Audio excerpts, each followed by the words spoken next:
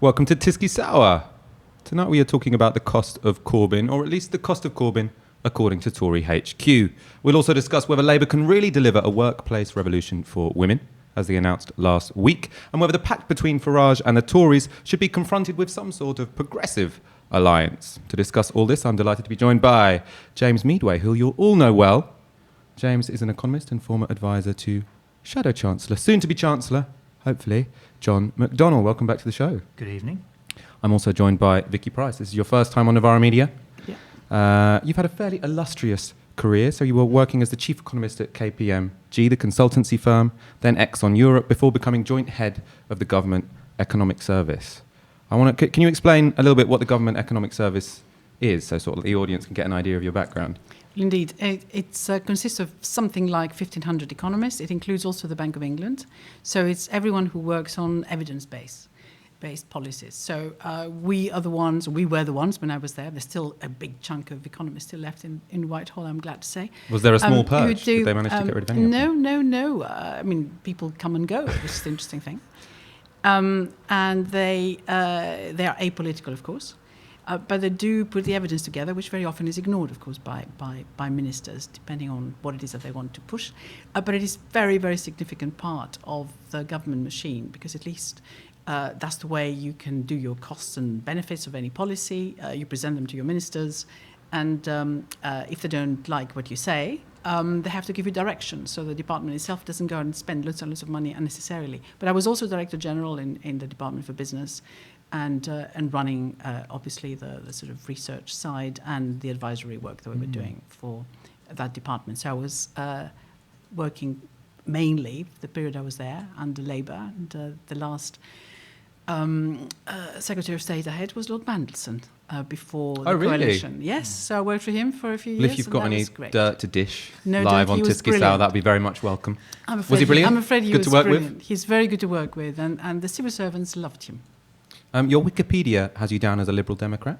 Is that still? Are you a party member? No, but I've had quite close associations with the Lib Dems, and I still do. I've been on Vince Cable's Economic Council, and yes, I do provide some advice on the economic side. So that will come up a lot when we talk about electoral alliances.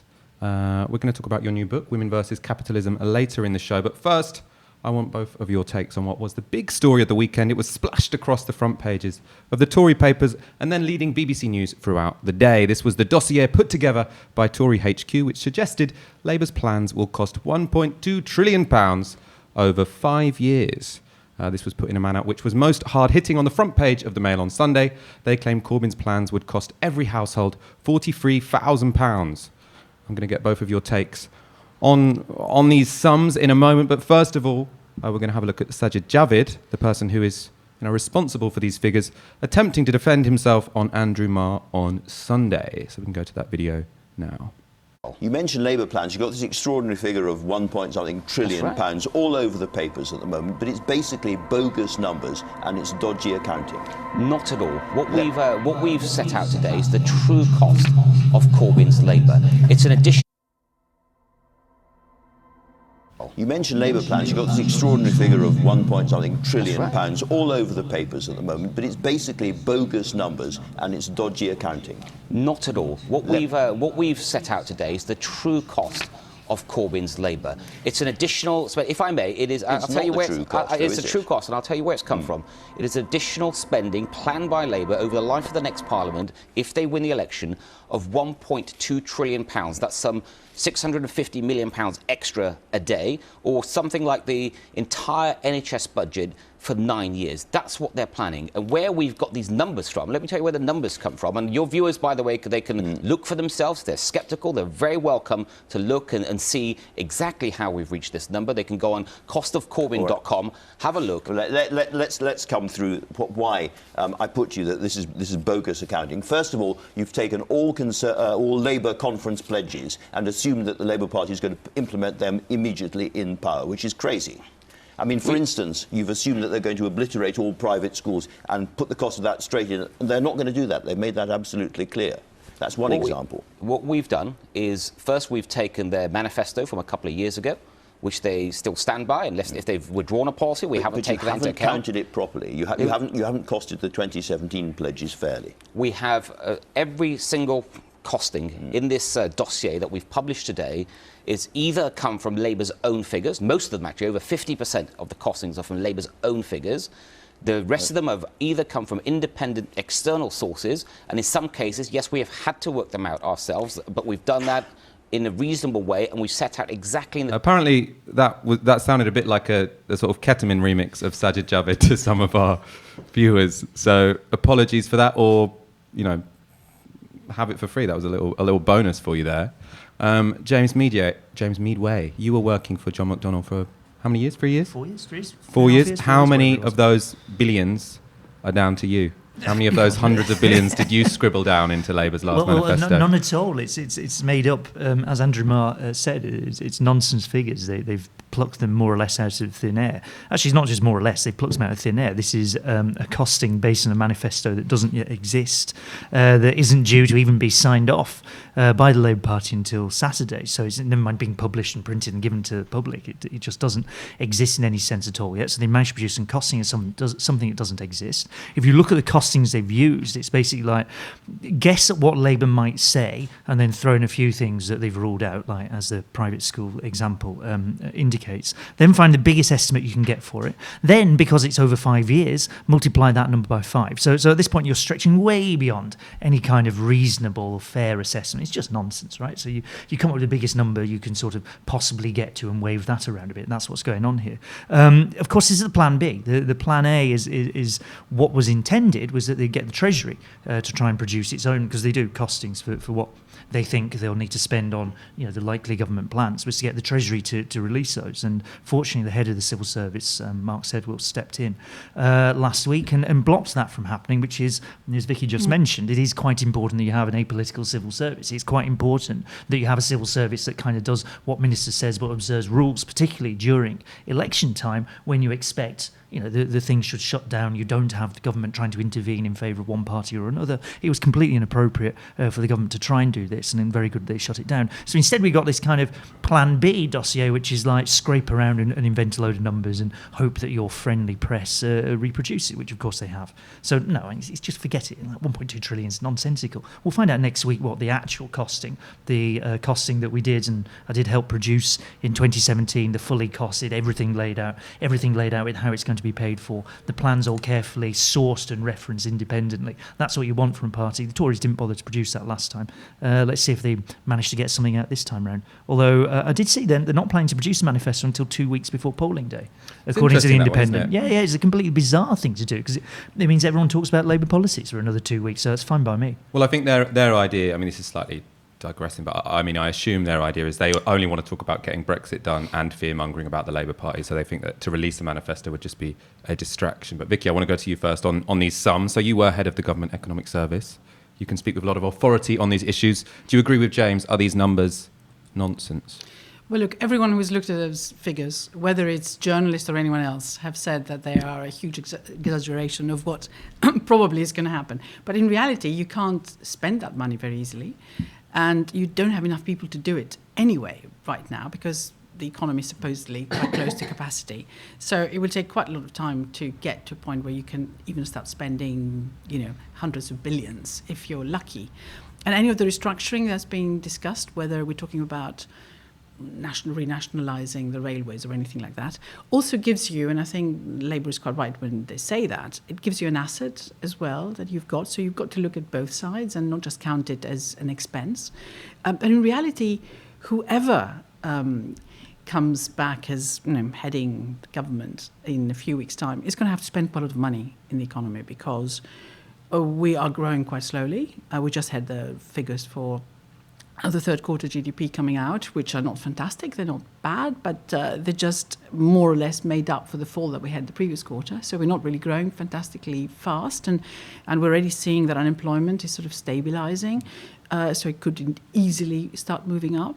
And they will need to spend quite a lot of money to ensure that the shock of Brexit, whether we like it or not, is not going to finish as a result of just maybe putting a withdrawal deal through, it's going to be one that's going to continue for quite some time, because the conditions that we are going to have in the future in terms of trading with the EU are not going to be clear for a good few years. It might take a very long time, and during that period nobody will want to really seriously invest or take any serious risks in the economy. So I'm afraid the government, whichever one it is, Tories and Tories have already indicated, of course, that they intend to spend quite a lot extra. They're going to have to spend more, and they're going to have to borrow more. Yes, of course, there will be differences in terms of whether you raise taxes. One party raises taxes, the other one perhaps won't. But we've already seen that the Conservatives too are backtracking on what was suggested earlier in terms of cutting taxes for people and raising the threshold, which is what they intended to do. So there's quite a lot still to come out. And I think it is quite interesting. We're not going to hear a lot of that for a while, because obviously people who maybe are starting thinking how to vote won't have all the information around. Yes, it was in Boris Johnson's leadership campaign to raise the threshold of top income tax from 50k to 80k. But I don't think it's been mentioned since he became leader. I think Dominic Cummings thinks it would be stupid and electoral suicide. Well, but I mean, let's see if the establishment in the party get their way. Indeed, what the calculation suggests is that it's going to benefit the better off more. So the question is, if you're really thinking about redistributing things, it's not a bad idea. Of course, all of us would like to pay, at least I would like to pay less tax if necessary. But the redistributive element of it goes the other way.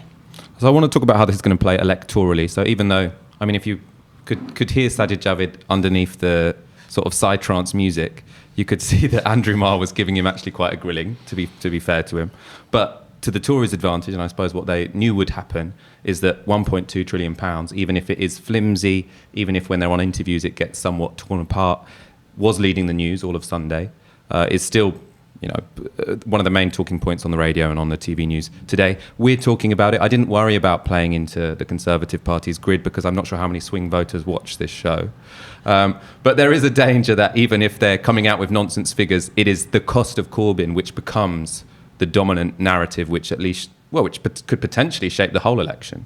How worried are you about that, James? Not especially, and this is the other bit. I think I've been wandering around with this kind of sunny optimism. I'm kind of a regular beam of sunshine for the last few weeks about almost all of this. Look, it's something Harold Macmillan said. He was Tory Prime Minister in the 1950s, that he didn't want people to talk about how much Labour was going to spend, because there was a risk that people might hear this and think they rather like the sound of lots of money being spent. And after, 9 years of austerity, of the worst spending cuts for a very, very long period of time in this country, there is clearly, you can see it in the opinion polls, frankly, you can just see it wandering around talking to people. You can see there's a real thirst for actually more spending to happen. And the point at which you start saying Labour is going to spend a lot of money, what people hear there is Labour is going to spend a lot of money. What they don't necessarily hear so much is 1.2 trillion. The point at which the Sunday Times has to put an explainer on its front page saying what a trillion is the point at which you're not necessarily communicating quite what you want. Right? It's not immediately clear to people what this number is. And there's the interesting thing about numbers is that the way people hear them, if you're not a massive sort of political nerd, if you're not frankly an economist or something similar, you don't sort of grab hold of numbers and cling on to them and that's the number and then this has to stack up with that and all the rest of it. People don't think of it like that. They think of it particularly around stories. They're not necessarily politically engaged all the time. They will be during election campaigns. They'll sit down and think about what's happening to the country and how they're going to vote and make a serious decision. But they'll think in terms of stories and what makes sense in the arguments. And to just go, here's a number, without a story attached to it, doesn't really work. Now, well, I suppose, that's why if I were a Labour strategist, the bit I'd be more worried about would be the Daily Mail or the Mail on Sunday front page where they said Corbyn's going to cost every household £43,000. I mean, not many, I don't know if many households, obviously a lot do, but the majority of households don't have £43,000 to lose, which is an interesting point.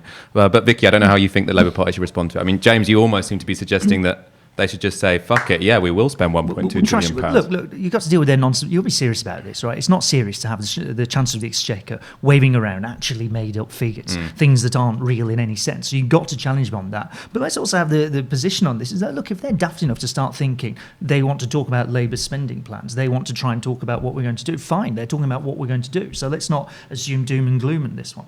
Well, I mean, the reality is that you do need to spend, as I said earlier, in particular areas. There has been increasing inequality that has taken place, without any doubt. If you look also at regions, by comparison to London and the southeast, what you've seen is that there's been a widening in wealth, and that's very worrying in terms of how do you get over that real problem which has developed over a period of time. We've had, of course, a fall in productivity because a lot of investment hasn't taken place in parts of the UK where manufacturing has been so significant in the past, or other types of industrial activity. And we haven't spent, in terms of infrastructure, enough in regions outside London. If you look at spending per capita, it has been basically tilted towards London. And we've heard that there is possibly a decision on HS2. There's still a question mark in my mind as to where exactly some of those benefits will go. So a lot more explaining of what type of benefit you get because money is spent in certain places in a certain way is really what people probably would be wanting to understand. But I think there is definitely the sense that we have neglected loads of parts of the UK at the period of austerity that we've had. And really the last 3 years have been I would say characterised by political paralysis. Nothing very much has happened except talking about Brexit. And it's interesting we're now talking about this £43,000, whatever it is.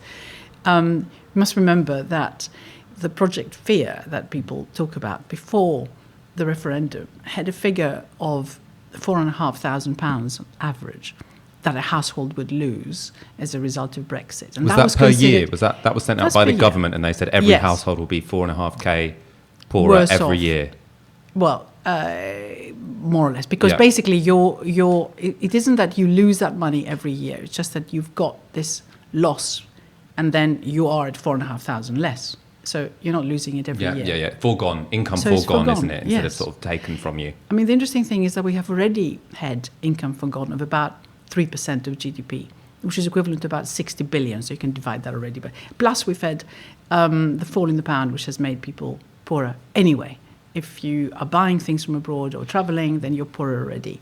And then, of course, we've had the move towards jobs which are nothing like as productive as before. So thank God for the minimum wage going up, which has kept incomes up to a point. But and then you add the squeeze and everything else that's happened in terms of welfare spending and also the squeeze in services. So we have been already poorer, and we have been borrowing as a result more. I mean, our debt has gone up 3 times since the financial crisis. Could we potentially have some sort of counter website backed by, well-trusted economists, potentially ex-joint heads of the Government Economic Service, who are, talking about the cost of the Conservatives, and you say that they've cost us £2 trillion in income foregone over the last 9 years? I'll help you with the figures. And James will do it after the show. There are quite a lot of people who've done a lot of work on what the impact of austerity has been. And it's quite interesting, too, when you see how people have voted.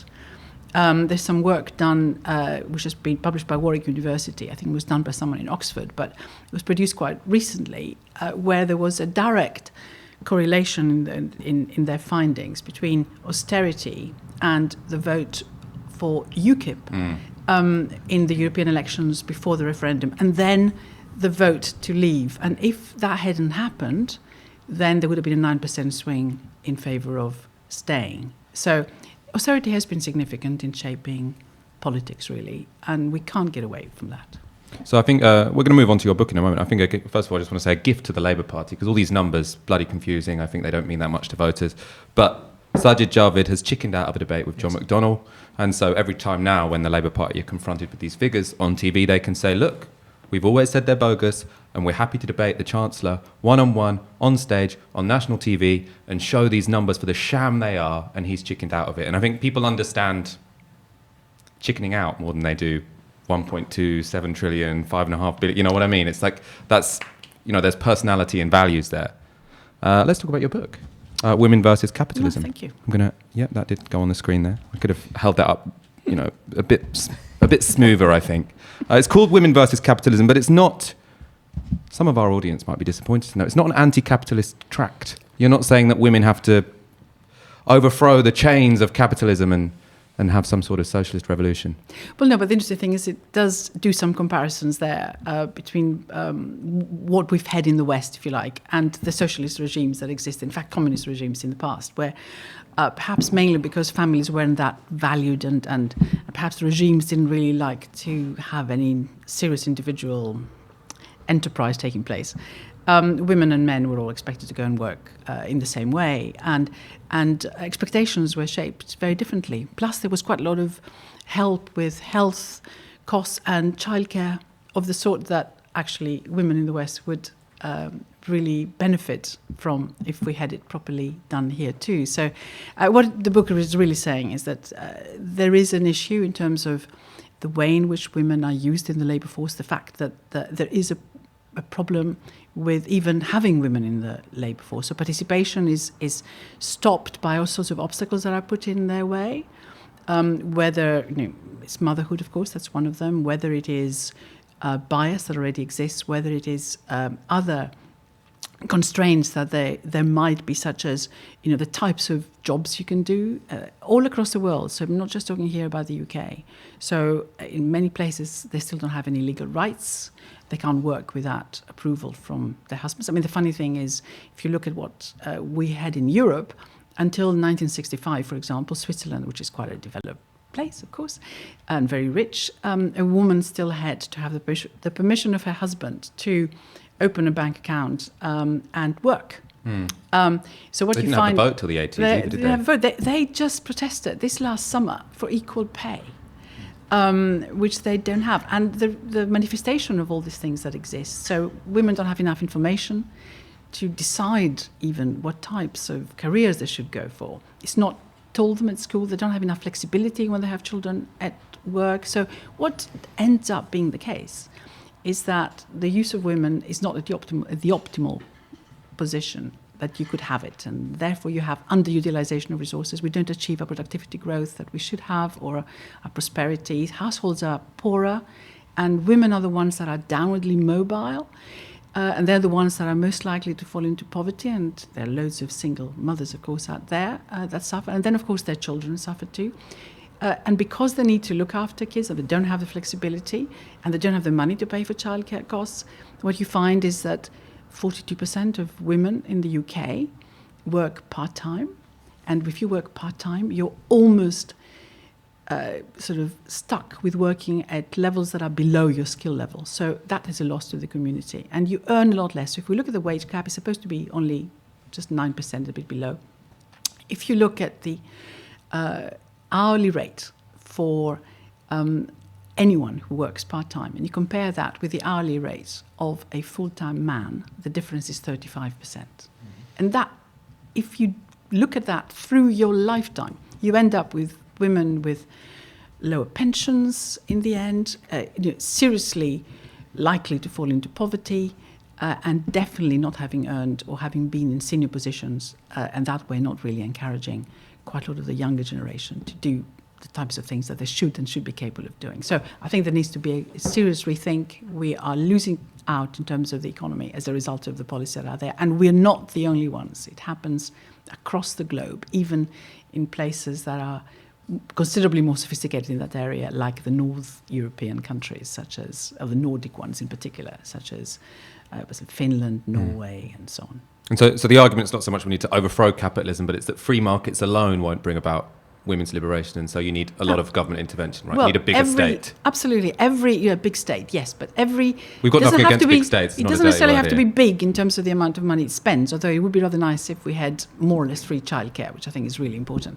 But it is the regulations. Every step that has been made in terms of progress for women, in terms of achieving equality, if you want to call it that, or certainly improving the power balance that exists at present, has been the result of government intervention in terms of legislating for it. It doesn't mean that companies have implemented it properly, and you have to watch that a lot more carefully than was the case until now. And for example, you can see that with the pay reviews as well, that they were voluntary when big firms were supposed to just tell you what they were paying and the differences that existed between men and women. Of course, they have produced them finally. When it was voluntary, they didn't. When it became compulsory, they did. But there is absolutely no comeback in terms of penalising them if they don't improve their pay rates.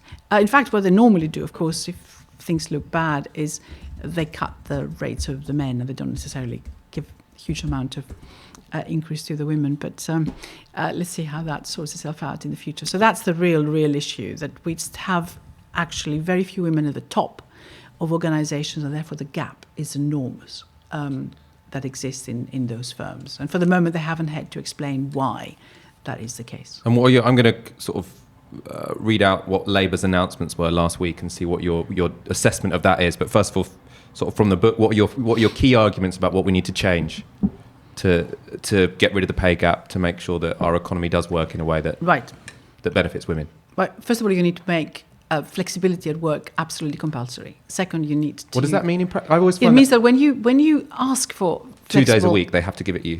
Well, not necessarily 2 days a week that you don't work, but 2 days a week you may want to work at home, or you want to have different hours. Actually, if you have more flexibility and you shorten the working week too, you get more productivity. There's a lot of findings that support that view. But the other one is to penalise firms that don't change things that they should do. So, I mean, after all, the government deals with the vast majority of firms that exist.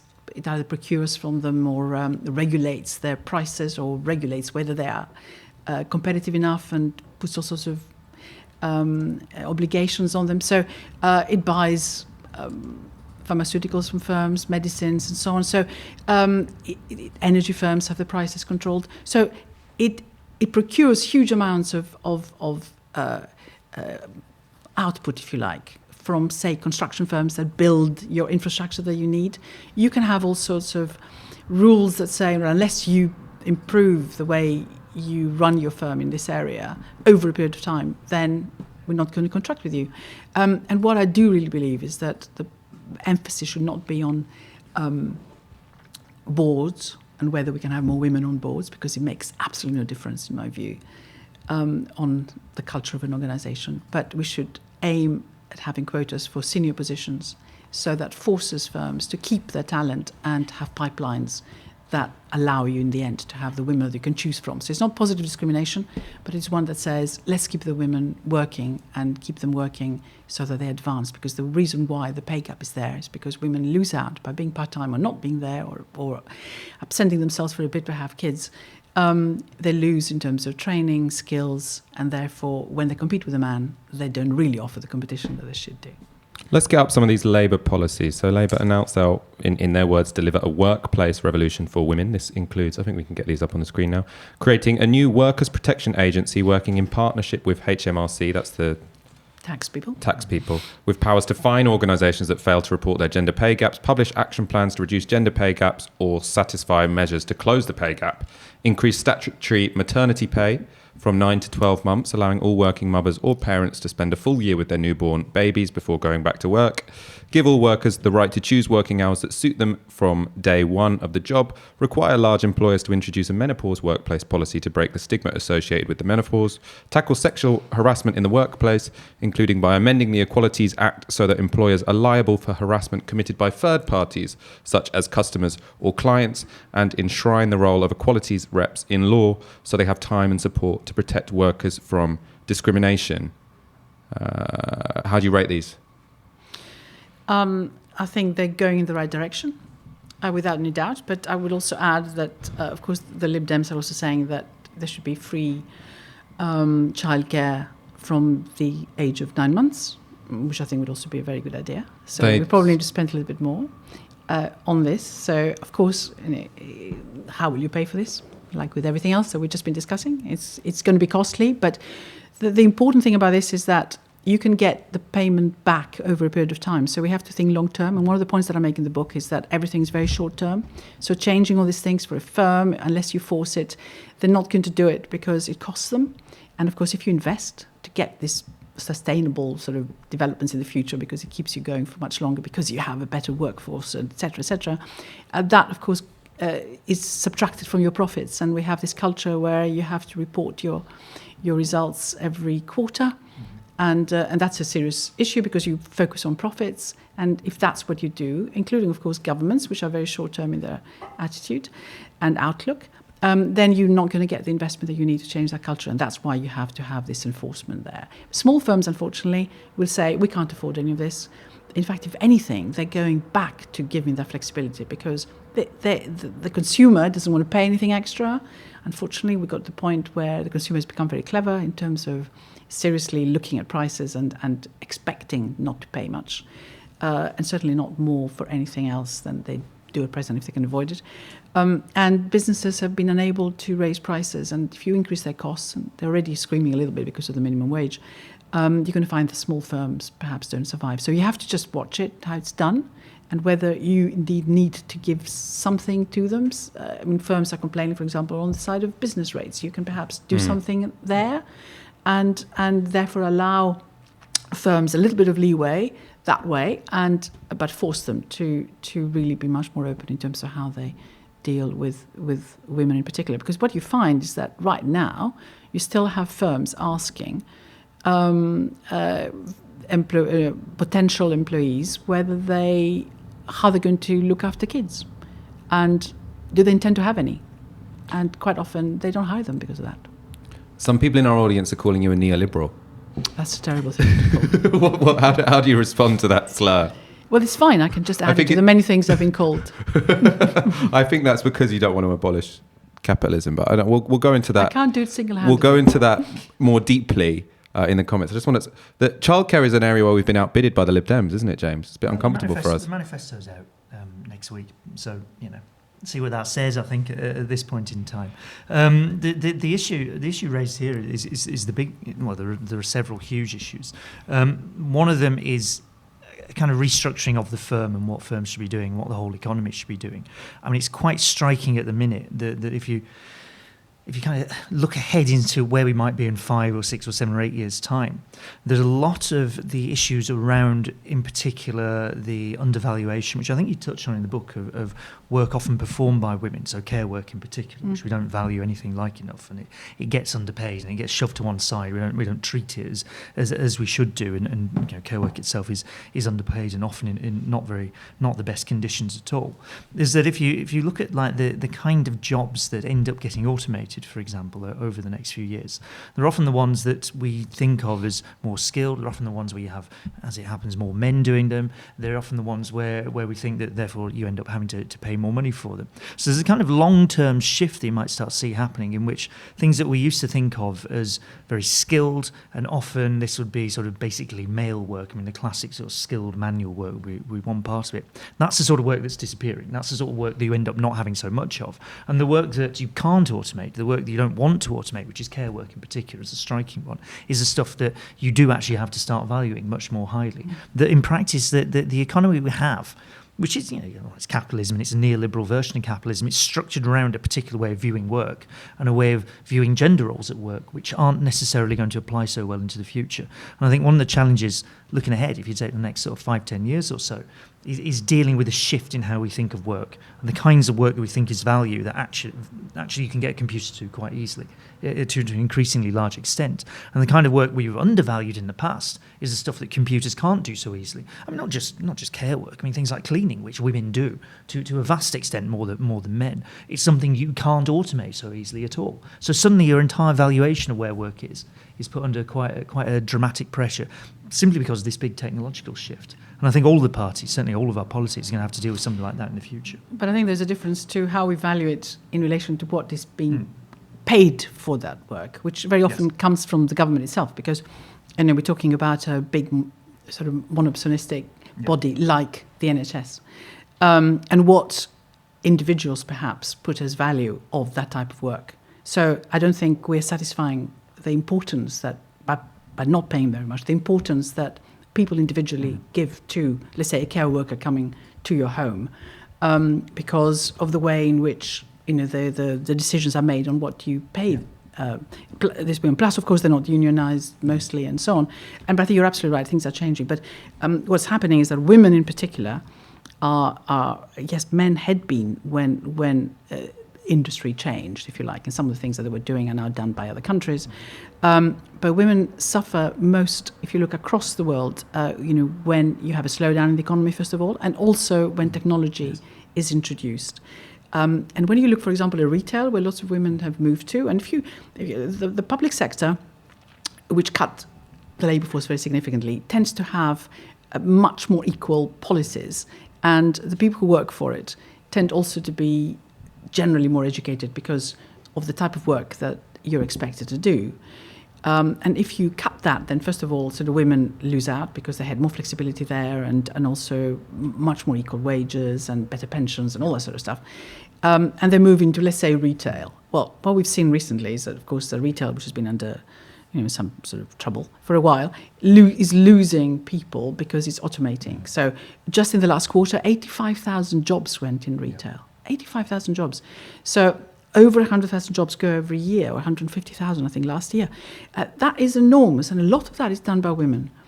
And the question is, what happens next if you just allow that to happen without some support? And many of them, of course, need re-educating, retraining, and different areas that they can move to, which include, of course, these care sectors, which at present pay so little. So you're absolutely right. I think there has to be a complete rethink. And I say quite a lot in the book. Plus, I've almost come to the conclusion, and I say that in the book too, that maybe we should be paying a wage or a minimum income or an income to everybody that allows them perhaps to also do all the other things that people do, which is unpaid. And women tend to do much more of unpaid work than the men. We're getting some pushback against the neoliberal comment in the comments. So Akasapia says, Vicky is definitely capital L liberal, but she does not sound neoliberal to me. She's talking about regulating, not deregulating, and she's being critical of the invisible hand. Oh, that's very good. Thank you very much. In a moment, we're going to talk about electoral alliances. First of all, you're watching Novara Media. You are listening to or watching Tysky Sour. As you know, this show is only possible. This channel is only possible because of your kind donations. So please go to support.novaramedia.com and donate the equivalent of 1 hour's wage a month. And if you're already donating the equivalent of 1 hour's wage a month, thank you very much. You make this show possible. As ever, like this video on YouTube, share it on Twitter, share it on Facebook. Keep your comments coming. We're going to talk about alliances now. I think there's been some breaking news in the last hour or so, which I'll talk about in a moment when we talk about progressive alliances. But first of all, I want to introduce the segment with the news, the big news in the general election from yesterday, that Nigel Farage announced that the Brexit Party would be standing down in all seats currently held by the Conservatives. We're going to go to a quick clip of Nigel Farage making that announcement and justifying it yesterday. So we can go to that now. I weigh up Boris's promises, and is he going to stick to them, against the threat, particularly in the south and the southwest, that we let in a lot of Remainer Liberal Democrat MPs. So the reason I was quiet is I waited until last night to decide, and I'll tell you now exactly what we are going to do. The Brexit Party will not contest the 317 seats the Conservatives won at the last election. But what we will do is concentrate our total effort into all of the seats that are held by the Labour Party, who have completely broken their manifesto pledge in 2017 to respect the result of the referendum, and we will also take on the rest of the Remainer parties. We will stand up and we will fight them all. Does this, I suppose, a couple of questions. One, does this put Boris Johnson straight into Downing Street? Is this, I mean, it's clearly some sort of gift to him, but how effective is this going to be? And two, why has this happened and why now? James? Does it put Boris Johnson straight into Downing Street? No, not at all. For two reasons, really. One is that it's just created this. You shouldn't take any votes for granted. You do have to have quite a serious argument, quite a serious discussion with people. But it's created a very simple equation, which is that the Brexit Party are in fact the Conservative Party. And for a whole load of people who would never vote Conservatives but might vote Brexit Party, that is a quite damning argument, because it's very hard for Brexit to get out of this now. Like, really difficult. They've obviously done a deal. Like, it may not be a formal, here it is, writing down a bit of paper, but it's a deal. In fact, it's probably the worst sort of deal, because it's what did he call it? A unilateral alliance, I think was Farage's phrase yesterday. In other words, it's a deal where you turn up, offer something to somebody else, and they give you nothing really in return, and that's like the most craven, pathetic deal going. So you're not just Tories, you're kind of craven, pathetic Tories. Now, for a whole load of people out there who perhaps voted Labour in the past, might be thinking of voting Brexit this time, that is going to be absolutely toxic for them. On the other side, there's a lot of people who vote Conservative who really don't like the Brexit Party very much.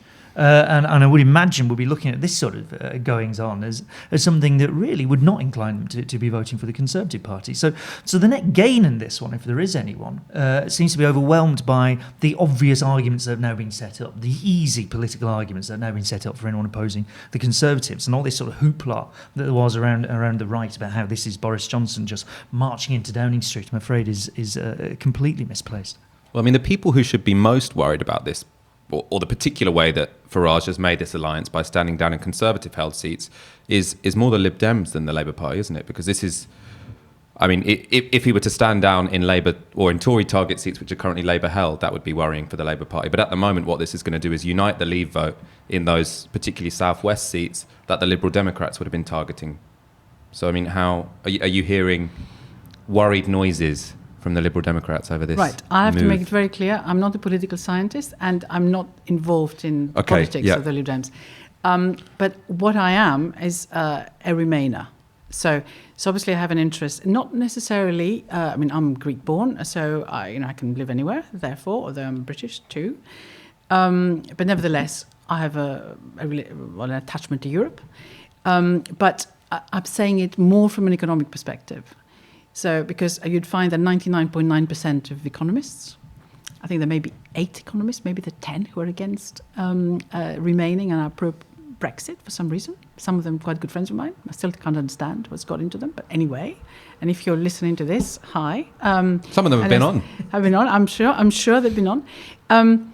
So my interest is whether the tactical voting or whatever it is works as a result of all this or not, or whether people abandon it or it becomes even more of a need of people to vote that way. It worked quite well, of course, in the European elections, but this is very different because of first past the post. And I have no idea, therefore, what the result would be. But obviously, looking at this, it would be nice if somehow or other we got an outcome that allowed for us to stay in the EU for a little bit longer and perhaps rethink. But I have no idea whether the latest announcement from Farage makes that less or more likely. And there is somebody on my left who's terribly enthusiastic about the prospects generally, not about this particularly, but optimistic, shall I say, about what's going to happen, and remains to be seen. Let's talk about the more Remain. I know that Labour aren't or don't like to think of themselves as the Remain party, but the Romania end of any potential alliance. And the news that came this evening was, first of all, that Tim Walker, who was the candidate in Canterbury, who I didn't know who he was because he's had me blocked, even though I've never interacted with the guy, but apparently he's the editor of the New European. He this evening decided to stand down in Rosie Duffield's seat. That was the seat, well, Canterbury, that Labour won in 2017. I think it had been a Tory seat for a very, very long time. She's a Remainer. She's quite well liked. And he decided to unilaterally stand down and say, I don't want to let a Tory in this seat. But what's the development since then, so you probably haven't seen this yet, Vicky, at 7:50, Krishnan Guru Murphy tweets, the Liberal Democrats tell Channel 4 News they are going to stand another candidate in Canterbury after the withdrawal of Tim Walker. So Tim Walker has stood down. That looked like an overture towards some sort of pact in at least a couple of seats, and the Lib Dems aren't having any of it. Should there be some sort of Remainery, progressive, non-Tory alliance, and how would it work? Whose court is the ball currently in, as it were? I'll go with you first. Me pulling. We were just talking about this before the show, whether the Lib Dems would stand someone else, because it looks quite aggressive if you do. And they do want to look quite aggressive. And mostly they want to look quite aggressive towards Labour. That's very, very clear, I think, with their current leadership, more so than any leadership they've had in the past I can recall. Really, really, very, very distinctly anti-Labour, and in particular anti-Jeremy Corbyn. Now, my slightly cynical view in this is that you line yourself up to get into the position where either you say to Labour, should there be a hung parliament, we'll do a deal with you if you get rid of Jeremy Corbyn, or you do something similar to the Conservatives, which is you get rid of Boris Johnson, and you're good either way. You also have a calculation that you want Conservative votes, and you do not want to look like you're doing any favours to the Labour Party at that point in time, which is sort of fine by me, because I think the real dividing line in this election, and I think we have to be quite clear about it, now that the Brexit Party have clarified the division quite sharply. There is on one side a very reactionary, radical right bloc, which the Conservatives, with Boris Johnson at head, are part of, that intends to use Brexit as a battering ram against whatever's left of the welfare state, and in particular the NHS in this country. And that is quite, almost quite openly what they intend to do with it, with the Brexit Party tagging along. And then the other side, you've got people who want to defend that. Now, I think the leading edge of that defence, and not just defence saying we can do much better than this, is what the Labour Party's saying. I think people who are voting Lib Dem can make their own minds up about what they're going to do. I'd suggest that they need to vote for a party that actually stands for a positive vision of doing something different, that isn't about the austerity, that is going to, if they're concerned about remaining in the EU, that is going to offer a people's vote, a second referendum with a credible leave option against Remain. And that, I think, needs to be a choice they face seriously. But if you're going to clarify the argument, if we're going to have an argument which is going to be, okay, there are two different directions this country can go in, which is, broadly speaking, Boris Johnson, let's get a trade deal with Trump as fast as possible, smash up the NHS, still call it the NHS, but, rip to shreds on that side, or a very different vision of the future. These are your choices, and I think it's good if the election plays out like that.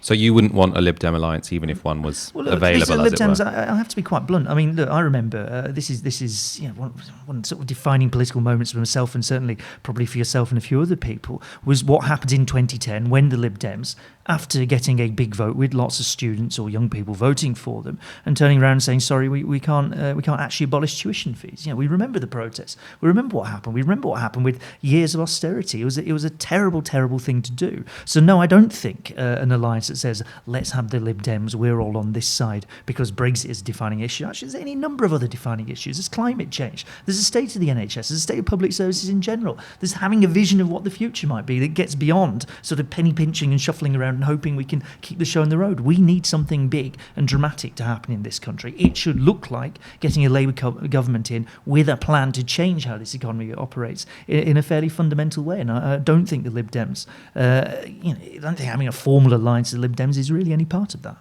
It's quite interesting what Nigel Farage did, because what's often said on the non-Tory side, or the Remainy-ish side, is that the reason there's not a pact is because Labour have refused to stand down anywhere.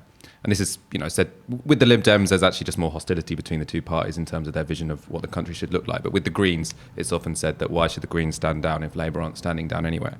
But I think what Nigel Farage, I think, I'm not saying that's not a good argument, but it's just interesting, the analogy of what Farage has done, which is recognise that if the Tories were to stand down anywhere for the Brexit Party, that would do so much damage to their brand that it would make them winning an overall majority quite difficult. So they've said, look, our biggest priority is Brexit, and to get Brexit done, we have to unilaterally stand down, even if that doesn't seem, on the surface fair, because that's the only way we can get a Levy majority in Parliament. Do you think there's any argument that the Lib Dems and the Greens should unilaterally stand down in Labour-held Remainy seats, recognising that they aren't one of the two major parties, in the understanding that that's the best role they can play towards getting a Parliament which is opposed to a hard Boris Johnson-style Brexit? Well, I would imagine they would have thought about this, and we may see all sorts of things happen, maybe even by tomorrow, but who knows? But just to go back to what James was saying, but what type of vision there may be for the country. I mean, in reality, we have to be aware that there's no way you're going to have a trade deal with the US, certainly not in the short term, and you're probably not going to have a trade deal of the sort that people are worried about, given that we have to have a proper trade deal with the EU first. I mean, we do sell 45% of our goods and services to them. The result is that whatever, more or less, the Europeans tell us, whoever is in power, really, we're going to have to probably accept. Although, of course, the Labour is talking about a referendum and so on. So we have very few cards. So we have to be very closely aligned to Europe, which means that it's going to be very, very difficult to have a trade deal with the US that has all those negative impacts. I mean, just today we had people from the agricultural sector make it very, very clear they were terribly worried about the implications of having any of the stuff that is rumoured we might have to give up and give into with the US if we're going to have a deal with them. So I think it is most unlikely that we're going to end up that way. So let's not move it to a project fear the other way. So it's not going to happen in a hurry, and it's not going to happen the way that people are worried about. But of course, one can have different visions in terms of how we might end up. Now, the question politically is, how do you get to something which is more benign than perhaps what people fear, in particular with Brexit. The Lib Dems, after all, want to stay. So I would imagine that they have done some calculations that tell them that whatever approach they're having right now is the right one. So you think they're driven by, because I imagine lots of our audience are suspicious that this decision, and you could say the same about the Labour Party, it's open to interpretation, but the argument would be that what Jo Swinson is doing is not necessarily prioritising remaining in the EU, but rather prioritising party interest and her particular vote share in that general election, even if it costs the election for non-Tory, non-Brexit party forces. I don't know, but all the interactions I've ever had with the Liberals, and of course the view that people got at the conferences, because I do lots of fringe events for all the parties. I have to say, strictly apolitical on this. The Remain part of their campaign seemed to be absolutely the one that they've been emphasising, and that's what their supporters also believe. So should be the main, or is the main area of focus. So I don't know whether that answers at all your question, but that would be still my view. We've got 10 minutes left, so let's start getting some of your audience questions. Start typing those now. Put a big fat emoji on it. It means I see them more often. It can be a rocket emoji. That's what they tend to be. But you can put on whatever one you feel like.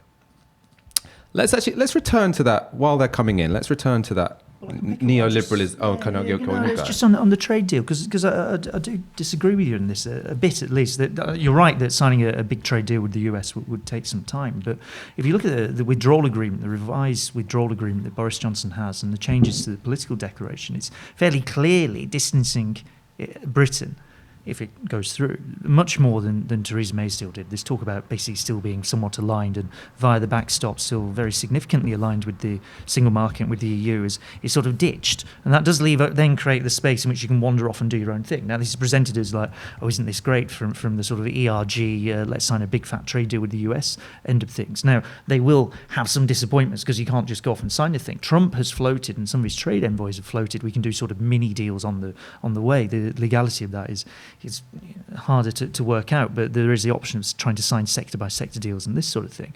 But I think the line of direction that's laid out in the withdrawal agreement, and in particular in the political declaration, the outline political declaration, is quite clear from this government in terms of where it wants to get to. It's a much sharper break with the EU than even the Theresa May deal had, which was also quite a sharp break. And once you make that sharp break with the EU and you start to put some distance there, at some point, yes, there'll be a trade deal, but it looks to me like you're prioritising doing something else instead. And however long it takes to get there, you want to get there.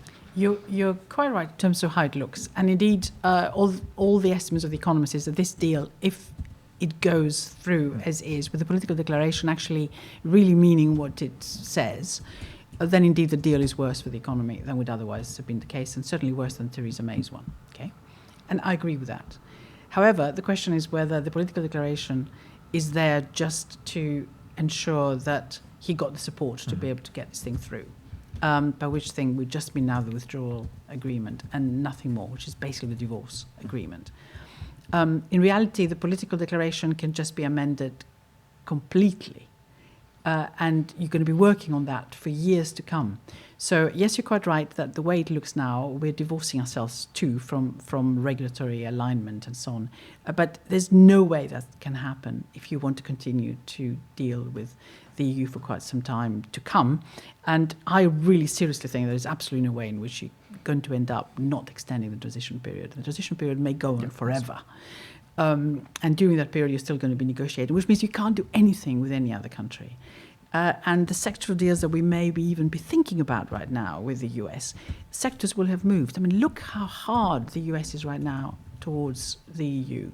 Not only have we had tariffs on aluminium and steel, we've also now having fines and tariffs on all sorts of other products, agricultural ones too, plus cheese, Parmesan cheese from Italy, because of the dispute with Airbus and Boeing, which has come in favour of Boeing and against Airbus. So basically, we've been subsidising that sector illegally or whatever, and the threats on imposing tariffs on higher tariffs on cars we export to the US.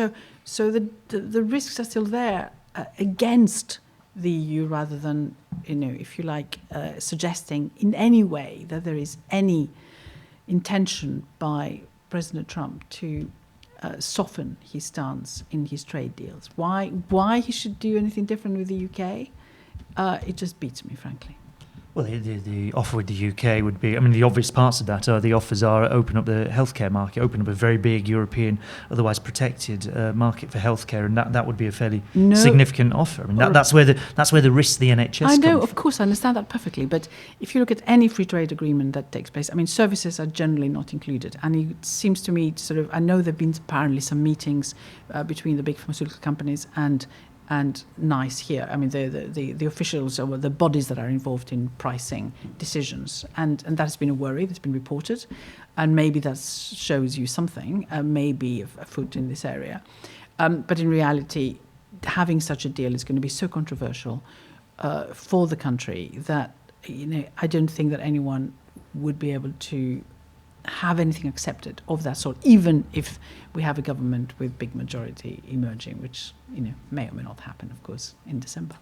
In a way, it obviously goes down to, well, not obviously, but it probably goes down to however much this is politicised, right? So we can't say if the Conservatives win, they will sell the NHS, but we can say that if there wasn't big public outcry, then probably Boris Johnson would not really mind signing a trade deal with the United States, which meant that our drug prices could go up slightly.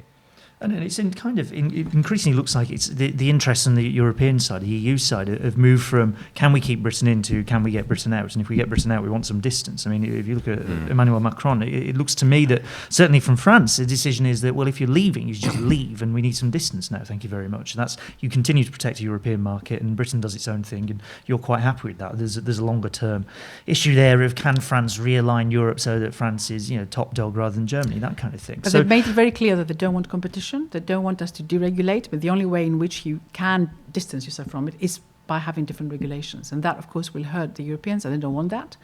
And I think therefore it's very, very unlikely this will happen. And Macron, of course, in some ways is quite happy if we go, because he'll be the top dog alongside Germany, whereas right now we are equal size and quite important. In fact, we've been the more sort of liberal side, which has influenced quite a lot of what happens in the EU. And he's, of course, the more interventionist side, or has been, or at least France has been more on the interventionist side. And, of course, the state there is indeed quite large. And he'd like to keep it that way, probably, although, of course, he's reforming as well. But I think the thing there are the politics there too. But I think for the Europeans, us staying and wanting to stay would be such a big win, because it just shows that we can't do without the EU.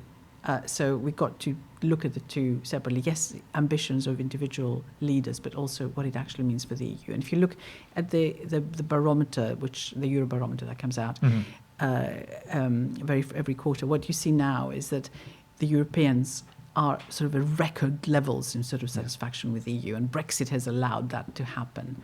And they even are at record levels with the satisfaction with the euro, which is the thing, of course, that was used in the campaign in terms of, look how badly the Eurozone has done, look how poorly Europe is doing as a reason for leaving, which, for loads of us economists made no sense. Let's do some questions relatively quick fire, because it's almost 9:10. I like this one. Dono Evil, great name. Oh, no, actually, that's not the question I wanted to ask, even though it's a good question, but there was one that I think goes a bit deeper. Jay asked this one. Ask Vicky if they would agree that patriarchy is the primordial condition of capitalism. This is a very Novara Media question. I like it. We should absolutely move out of patriarchy. There are some regions of the world where it's the women, of course, who rule, but they're very few and counted on the finger or one finger of one hand. But I think the question is patriarchy essential to capitalism? Can you escape patriarchy within capitalism? Well, you have to escape it, because the moment you have this patriarchy and you basically favour the people who are like you and you keep women out, you have much worse outcomes in the economy, and you don't actually value at all the long-term consequences of having more women, the positive ones, so having more women working in the labour force at the right level. So you tend to become much more blind, if you like, to some of the externalities that are out there. So capitalism does not price externalities properly. It doesn't price the impact of their actions. So if patriarchy is moving in that direction, or basically forces you or makes you not understand fully what the implication is of your actions, and because it's not priced in, then capitalism also doesn't work, because you've encouraged the system to behave in that way. So the two can be very closely linked, because that's how they operate, short term, not looking at the longer term impact, and that's the problem with capitalism right now. But you don't think it's an essential connection? It's an essential connection. Oh. Yes, I thought that's what I said. Oh, It doesn't have to be, but the way that it's worked. Well, if it doesn't have to be, doesn't that mean it's not essential? Well, Isn't that my understanding of, because if it has to be that way, it's intrinsic to capitalism that there'll always be patriarchy. Whereas if one can make a non-patriarchal capitalism. No, you see, it can be it can be an essential but not sufficient condition for capitalism. Okay, so it is there, and it's not the only thing that basically determines it, but it can be a very important part of it. So that's how I define it. Let's go to a completely different question. I'm going to direct this at you, because I think I know what your answer would be. So this is to James. Should Labour drop candidates from obviously Liberal, Democrat, Conservative marginals for the sake of making Swinson look like the unreasonable one, take the FBPE vote in other areas of the country? No. If you say you're going to be a national party, there's two parts to this. One is, if you say you're going to be a national party, then you have to look like you're going to represent everybody in the whole country, right? You have to be able to say, we are a national party because we stand everywhere, and everybody who supports us can vote for us anywhere that they live. That's one. Two is, I just don't buy this electoral pact thing. I mean, in different countries, different electoral systems, there's more of this that can happen. In our electoral system, built up in its very peculiar Baroque way over a good few hundred years, then it's quite brutal, and it's quite sort of winner takes all kind of feels. Well, patriarchy potentially, but it's not particularly consensual when it comes to elections, and people tend to view pacts as a way of pulling the wool over voters' eyes, or doing something behind their back, or trying to manipulate things that shouldn't be manipulated. I don't tend to view pacts as, at least at the national level, as something that people go, oh yes, that's a good idea, I fully respect and understand why my party's doing this. Look at what's happened with the two parties that have just unpacked. Look what's just happened to the Brexit party, where the candidates are up in arms because they thought they were going to stand for the Brexit party things that they think they stand for. They're not anymore, and they've just been told they can't. Same with the Green Party. The Green Party and the Remain Alliance, they've got candidates dropping down and saying, I don't want to be a part of this. So no, I don't think it's a good idea. If you're a national party and you say we want a different kind of government in this country for the whole country, you stand everywhere and you give everybody who supports you a chance to vote for you. Replica asks, what's Vicky's thoughts on the Democratic candidates in the running in the States? Are you a Bernie bro? Or a Bernie cis, or Bernie whatever? Well, I mean, I have to say, I've been looking at Elizabeth Warren's plans, which I think are brilliant. And of course, she has pinched quite a lot of them from Bernie Sanders anyway. So they agree on a number of things. So the healthcare one, it costs an awful lot of money, but pretty good news. She's also the one who really believes in universal free childcare. That's been costed, very expensive. But when you look at the long-term impact of people at work contributing a lot more in terms of taxes, and also the impact on the children, you can more or less get it back over a period of time. But of course, the policies are also involving taxing people more, and perhaps a wealth tax and so on, in order to balance the books. So yes, I think they are, in my mind, in the right direction. Thank you so much for joining me this evening. I think we're going to end it there. Vicky Pryce, thank you for joining us on Tisky Sour this evening. Thank you. James Meadway, always a pleasure. And thank you for watching. We will be back. I promised you we'd do a second show last week, and the reason I didn't is because I got ill. You might be able to hear it somewhat in my voice, but there will definitely be a second show this week, either tomorrow, Thursday, or Friday. So keep an eye on our Twitter, keep an eye on our Facebook, and make sure you have notifications turned on so that you see whenever we go live. See you soon. Good night.